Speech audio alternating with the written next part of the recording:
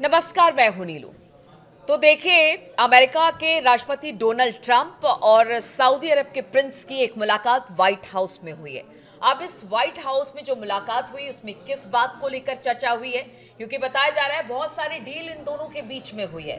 बात ईरान पर भी हुई है, लेकिन ये बातचीत क्या है, आज इसी पर चर्चा। मयंक मेरे साथ जुड़े हुए हैं।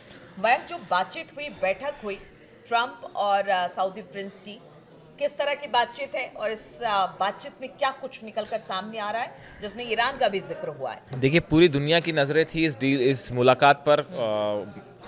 डोनाल्ड ट्रंप और क्राउन प्रिंस मोहम्मद बिन सलमान वाइट हाउस गए। वाइट हाउस में मुलाकात हुई डोनाल्ड ट्रंप से और उसके बाद 45 मिनट तक उन्होंने रिपोर्टर्स से चर्चा की, बात की।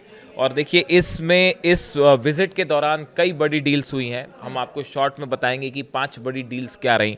देखिए, पहली बड़ी डील ये हुई है कि न्यूक्लियर एनर्जी को लेकर सऊदी और अमेरिका के बीच में एक बड़ा समझौता हुआ है। दोनों देशों ने सिविल न्यूक्लियर एनर्जी पर एक जॉइंट डिक्लेरेशन को मंजूरी दी है, जो नॉन प्रोलिफरेशन स्टैंडर्ड के हिसाब से दशकों से चली आ रही कई अरब डॉलर की न्यूक्लियर एनर्जी पार्टनरशिप के लिए मजबूत आधार प्रदान करेगा। यानी जो सिविल इस्तेमाल के लिए जो न्यूक्लियर एनर्जी है, इसको लीगली कैसे दोनों देशों के बीच में एक बड़े लीगल डील का एक रास्ता इसमें साफ किया गया। बात नंबर 1।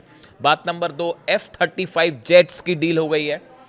इसको डोनाल्ड ट्रंप की तरफ से भी मंजूरी मिल गई है कि आने वाले कुछ दिनों में अमेरिका जो है वो सऊदी को F-35 जेट्स देगा। अब ये बात पर मुहर लग चुकी है। तीसरी बड़ी डील है, 100 अमेरिकन टैंक्स दिए जाने हैं सऊदी अरब को। 100 अमेरिकी टैंक्स जो हैं वो सऊदी अरब को दिए जाएंगे। तीसरी बड़ी बात है। चौथी बड़ी बात है कि सऊदी ने 600 अरब डॉलर से बढ़ाकर $1 ट्रिलियन का निवेश करने का वादा किया है अमेरिका से। अभी तक सऊदी का अमेरिका में जो इन्वेस्टमेंट था वो 600 अरब डॉलर का था। अब इसको बढ़ा के $1 ट्रिलियन का निवेश करेगा सऊदी अमेरिका में। और पांचवी और सबसे अहम बात, अमेरिका ने सऊदी अरब को मेजर नॉन नेटो एलाई का स्टेटस दे दिया है। देखिए, नेटो जिस तरह से नेटो कंट्रीज़ हैं उसमें यह माना जाता है कि एक भी देश पर हमला हुआ तो वो सब देशों पर हमला माना जाएगा, इस तरह का पैक्ट है। लेकिन इसके अलावा भी कई देश ऐसे हैं जो स्ट्रैटेजिकली अमेरिका के लिए इम्पॉर्टेंट है, जिसको वो अपना एलाई मान के चलता है। उनको ये दर्जा दिया जाता है। 19 देशों को ये दर्जा है और अब 20वां दर्जा जो है वो सऊदी को दिया गया है, जिसे मेजर नॉन नेटो एलाई कहा गया है। यानी कि एक प्रकार से मेजर नॉन नेटो एलाई होने का फ़ायदा सऊदी को ये होगा कि हथियार जो है वो बड़ी आसानी से ट्रांसफ़र हो पाएंगे। जो आम एम्यूनिशन से ज़रूरी जो लीगल बाधाएं हैं वो इजीली पार हो पाएंगी। और एक प्रकार का बड़ा इस तरह का अंडरस्टैंडिंग रहेगी कि आप पे अगर कोई देश हमला करता है तो हम आपकी मदद करेंगे। लेकिन हालांकि इसका कोई रिटन एस्पेक्ट नहीं होगा। जब आप नॉन नेटो एलाई कहते हैं, मेजर नॉन नेटो एलाई का दर्जा दिया जाता है, तो ये कंपल्शन नहीं होगा कि अगर सऊदी पर हमला होगा तो अमेरिका मदद को आएगा ही। लेकिन एक प्रकार का यह भरोसा होगा कि अगर आप पे किसी तरह का कोई हमला होता है तो हम मदद के लिए खड़े हैं।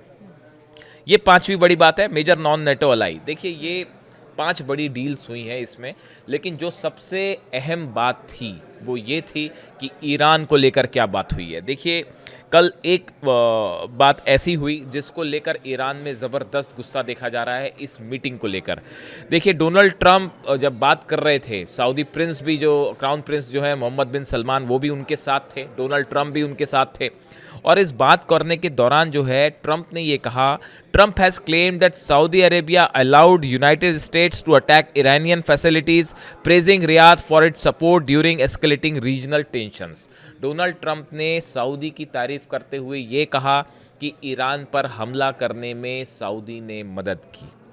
ये बात डोनाल्ड ट्रंप ने कही और प्रेस के सामने ये बात कही कि जो हमले हमने किए ईरान की न्यूक्लियर फैसिलिटीज़ के पर जो हमले किए उसमें सऊदी ने हमारी मदद की, ये बात उन्होंने कही। और इसके साथ ही जो है बात जब ये हुई ईरान की, अच्छा, इसमें गौर करने वाली बात यह है, इसी दौरान डोनाल्ड ट्रंप ने जो है अपने हथियारों की भी बात की, अपने मिसाइल्स की भी बात की कि हम बहुत अच्छी मिसाइल्स बनाते हैं। ये सब ईरान के रेफरेंस में ही बात हो रही थी। इस दौरान जो है डोनाल्ड ट्रंप के चेहरे पर भी मुस्कान थी और सऊदी क्राउन प्रिंस के चेहरे पर भी मुस्कान थी। सोशल मीडिया में जो जानकारी है, जिस तरह से चीज़ें वायरल हुई, इस चीज़ को ईरान ने बिल्कुल अच्छे तरीके से नहीं लिया है और ईरान ने जो है इसकी आलोचना की है कि जिस तरह से ये बात डोनाल्ड ट्रंप ने सऊदी प्रिंस के सामने कही और उसको बात एक चेहरे पर मुस्कान थी, ये ईरान को कतई पसंद नहीं आई। ईरान के जो लोग इस पे कमेंट कर रहे हैं सोशल मीडिया, आप वहाँ का अगर देख सकते हैं तो आप देखिए ये बात ईरान को कतई पसंद नहीं आई। कहा यह भी जा रहा है, एक अंदर की जानकारी, अब इस बारे में कोई मुहर नहीं है, कोई पुख्ता बात नहीं है, कुछ सऊदी अरब के कुछ न्यूज़ एजेंसीज इस तरह की दावे कर रही हैं कि ईरान के जो राष्ट्रपति हैं महमूद पेजेश्कियान, इनका एक लेटर लेके सऊदी क्राउन प्रिंस जो है वो अमेरिका गए। अब इसके बारे में कोई पुख्ता जानकारी नहीं है, किसी हम न्यूज़ एजेंसी का हवाला नहीं दे सकते, लेकिन ये खबर सोशल मीडिया में चल रही है और ऐसी बातें सामने आई हैं। सऊदी सोर्सेस से इस तरह का दावा किया गया है कि ईरान के राष्ट्रपति का एक लेटर लेके सऊदी क्राउन प्रिंस अमेरिका गए। अब इसमें कितनी सच्चाई है ये पता नहीं। अब देखिए ये जो डील हुई है तमाम, ये जो जितनी सारी डील सऊदी के साथ हुई है, अब इसमें बड़ा सवाल ये है कि ये डील का आखिर इस डील से अमेरिका चाहता क्या है। देखिए इंटरनेशनल रिलेशंस में जब भी कोई डील होती है तो बिना फ़ायदे की कोई डील नहीं करता। मयंक बहुत देर से बोल रहे थे, मैं सुन रही थी, लेकिन यहाँ पर सवाल करना ज़रूरी है क्योंकि बात ये हो रही है कि आपने कहा कि डील हो रही है, सऊदी अरब और अमेरिका के बीच ट्रंप हैं और एक चिट्ठी ईरान की लेकर जाते हैं सऊदी प्रिंस। जिस तरह से अभी बात की तस्दीक नहीं हुई है, लेकिन ये बड़ा सुनने में हास्यास्पद लगता है। कहते हैं कि किसी की लाइन को छोटी करनी है तो वहाँ पर एक लाइन बड़ी खींच दी जाए।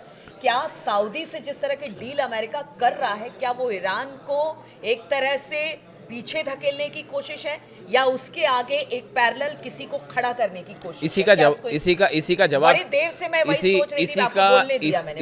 इसी का जवाब जो है वो सऊदी में सोशल मीडिया पे, ईरान में सोशल मीडिया में दिया जा रहा है। और आप अगर सर्च करेंगे कुछ न्यूज़ या इस तरह की, आप अगर सोशल मीडिया पर रिएक्शंस देखेंगे जो ईरान से आ रहे हैं या ईरान के समर्थित जो ग्रुप्स हैं वो ये कह रहे हैं कि आप चाहे जो डील करना है कर लीजिए, ईरान ना झुकने वाला है साहब और ना हारने वाला है, चाहे आप जो कर लीजिए। ये जो डील हो रही हैं इसको कुछ लोग इजराइल के संबंध से जोड़ के देख रहे हैं कि इजराइल इसके लिए उससे खुश होगा नहीं होगा, लेकिन आप इस बात को समझिए ये जितनी डील्स हो रही हैं ये ईरान के रेफरेंस में है।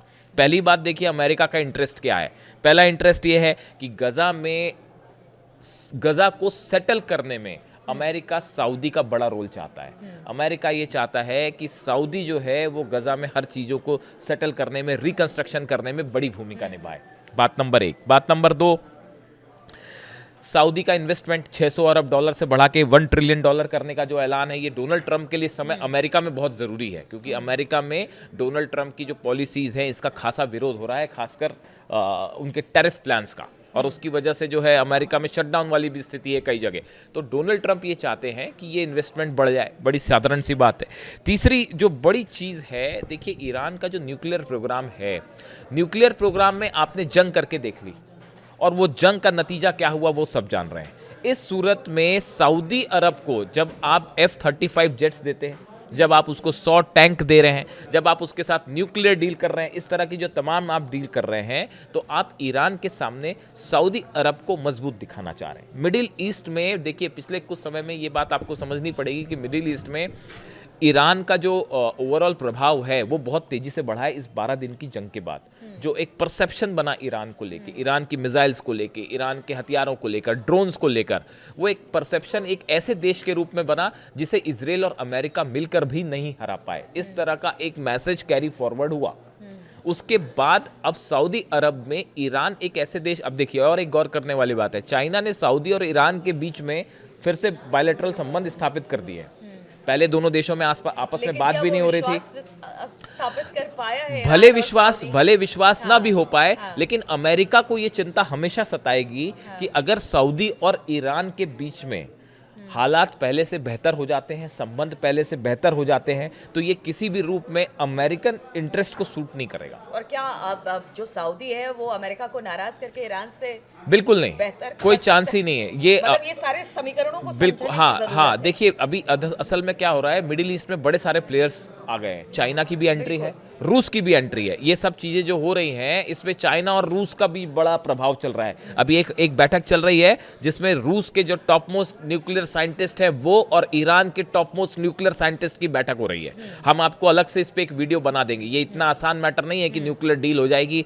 अंदर खाने बहुत सारी चीज़ें चल रही हैं जिसके कोई सोर्सेस सोर्सेस नहीं होते, हम आपको ये नहीं बता सकते कि फलानी न्यूज़ एजेंसीज की तरफ से ये सोर्स आया है या इस तरह की चीज़ें नहीं है, बट बहुत सारी चीज़ें ऐसी हैं जो पर्दे के पीछे चल रही हैं।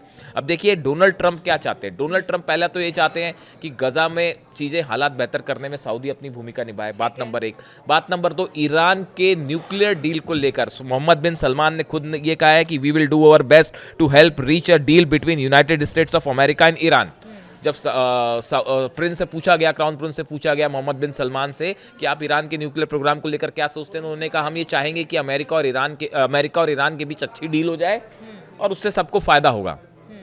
अब सवाल ये है कि ईरान को आप उसकी इच्छा के बिना तो डील नहीं करवा सकते, ये बात भी तय है, ये बात भी तय हो चुकी कि ईरान को आप तो दबाव, पीछे का इतिहास हाँ ही ये बताता क्लियर है। और बहुत पीछे का भी नहीं, अभी अभी कुछ हाल फिलहाल का इतिहास तो ही बताता आप देखिए, आप अगर ईरान के मिसाइल प्रोग्राम को रोकने की कोशिश करेंगे तो ईरान उसके लिए तैयार नहीं है। अगर आप उस पर ये चाहेंगे कि न्यूक्लियर एनरिचमेंट ही रोक दे, ईरान उसके लिए भी तैयार नहीं है और ना ही दबाव में आएगा। अब इस सूरत हाल में बड़ी साधारण सी बात है कि सऊदी को आप मजबूत करना चाह रहे हैं तो वो मजबूत आप इसराइल के खिलाफ नहीं करना चाह रहे हैं, वो उसको ईरान के खिलाफ बिल्कुल मजबूत यही करना बात चाह रहे मैं कह रही हैं। थी। तो ये सऊदी और ईरान के बीच में जो एक जो पावर गेम है, इसको फिर से एक प्रकार से बढ़ावा देने की बात है और उसमें सऊदी को भारी दिखाने की कोशिश है, इसलिए ये F-35 जेट्स की डील हुई है। और दूसरी बात, डोनाल्ड ट्रंप का ये कहना कि जब हमने हमले किए थे तो सऊदी ने हमें अलाउ किया था हमला करना, तो इसका इनडायरेक्ट मतलब अगर हालात कभी ऐसे बनते हैं करेक्ट कि अगर ईरान के खिलाफ अमेरिका खड़ा होता है तो क्या इसी का इस्तेमाल होगा? बिल्कुल, अगर जंग की बात होगी। देखिए डोनाल्ड ट्रंप के कहने का क्या मतलब था। डोनाल्ड ट्रंप के कहने का मतलब जो एक्सपर्ट्स निकाल रहे हैं वो ये था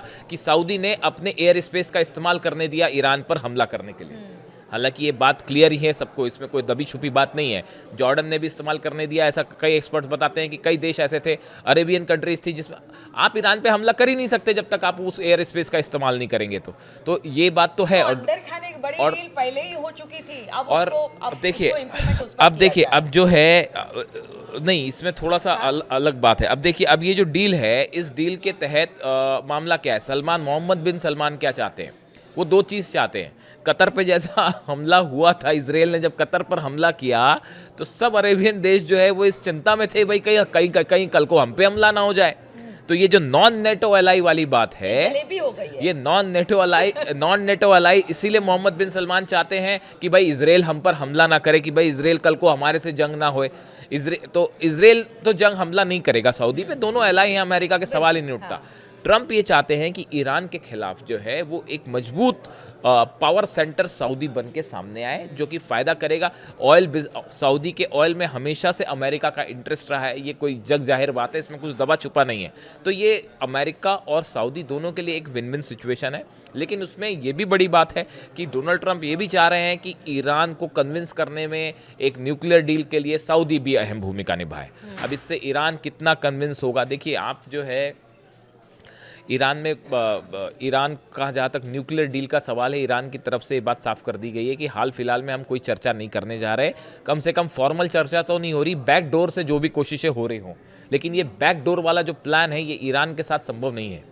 नहीं, एक अंतिम सवाल का जवाब दे, क्या दो नाव पर पैर रख के सऊदी अरब आगे बढ़ सकता है? बहुत मुश्किल है। देखिए एक बात तो साफ साफ समझ जानी चाहिए सबको कि जहाँ तक कुछ एक्सपर्ट्स का भी मानना है, और अगर आप भी इस बात को समझते हैं तो इस बात को समझ जाइए कि आप जब तक एक रिस्पेक्टफुल डील नहीं करेंगे ईरान के साथ, ईरान से आप डील नहीं करवा सकते। अब आप चाहे सऊदी को आगे बढ़ा दीजिए, या आप इसराइल को मजबूत कर दीजिए, इसराइल को डिफेंस सिस्टम दे दीजिए, या सऊदी को डिफेंस सिस्टम दे दीजिए, आप जो कर लीजिए, चाहे F-35 की डील हो जाए सऊदी के साथ या एयर स्पेस आप दे दीजिए। अब की बार अगर जंग होती है तो रूस, मैं फिर से रिपीट करता हूं, रूस ईरान के साथ कहीं बेहतर मजबूती से खड़ा रहेगा। जैसे पिछली बार के बार जो हालात थे, ईरान अकेला लड़ता रहा, इस बार वैसा नहीं होगा, और चाइना का भी बड़ा रोल प्ले होगा। इसलिए अब आसान नहीं है ईरान पर उस तरह से हमला करना जैसा पिछली बार हुआ। तो ये जो डील्स का खेल है, ये ऐसा लगता है कि एक शक्ति संतुलन को जो है अपने पास रखने के लिए एक बड़ा ये जो है प्रयास हो रहा है। अब ये डील की तरफ आगे बढ़ता है या जंग की तरफ आगे बढ़ता है, ये आने वाला वक्त बताएगा। तो देखिए, अमेरिका लगातार कोशिश करता रहा है कि मिडिल ईस्ट में अपनी पैठ बनाई जाए।